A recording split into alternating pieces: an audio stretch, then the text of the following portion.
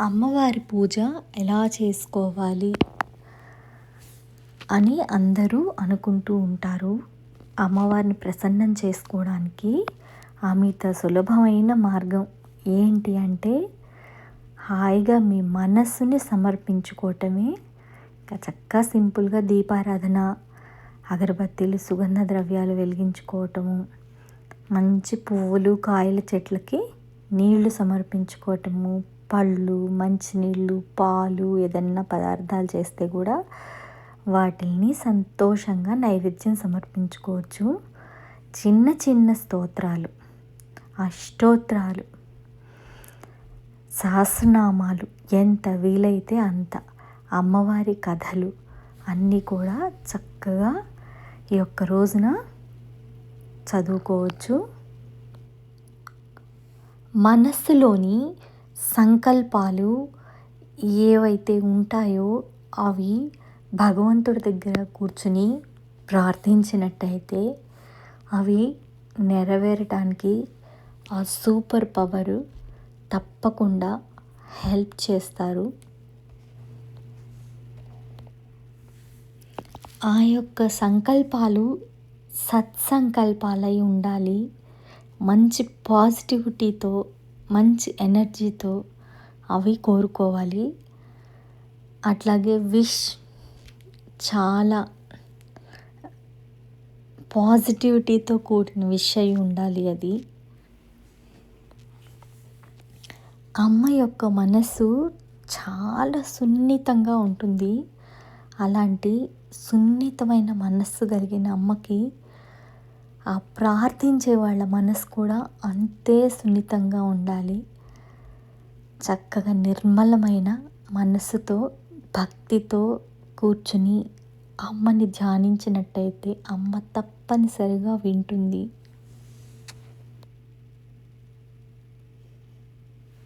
చదువుకి, అలాగే ఉద్యోగానికి, వ్యాపారానికి, ఫ్యామిలీ చాలా పీస్ఫుల్గా హ్యాపీగా ఉండడానికి అన్నిటికీ కూడా అమ్మవారిని ధ్యానం చేసుకోవచ్చు.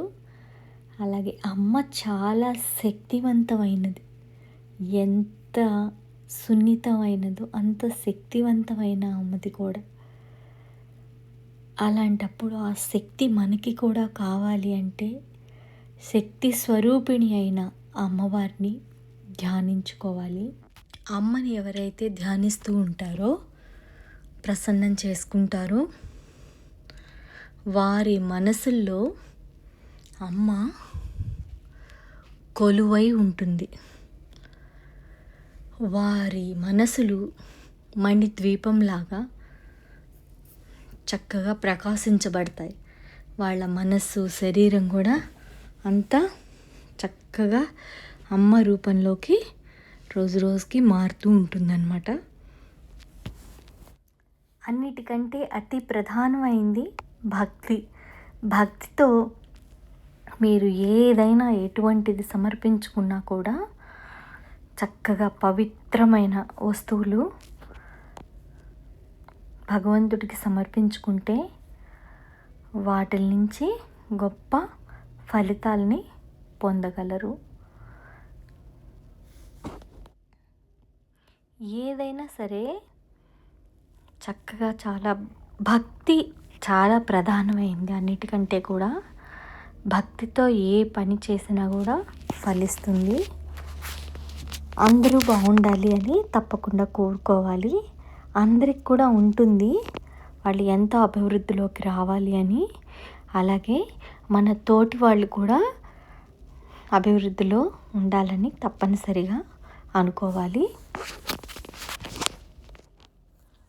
చక్కగా శుభంగా అన్ని మంగళకరమైన ద్రవ్యాలతో అమ్మవారిని ఎంతో హాయిగా ప్రార్థించుకోవచ్చు.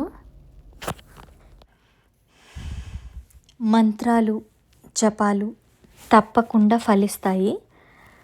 అక్కడ ప్రత్యక్షంగా కూర్చున్నది మీ ముందర అమ్మవారే అని గట్టిగా నమ్మాలి. అమ్మే, నేను అమ్మని గట్టిగా ప్రార్థిస్తున్నాను అని ముందర మీ మనసులో చెప్పేసుకోండి. అదే పని చెయ్యండి.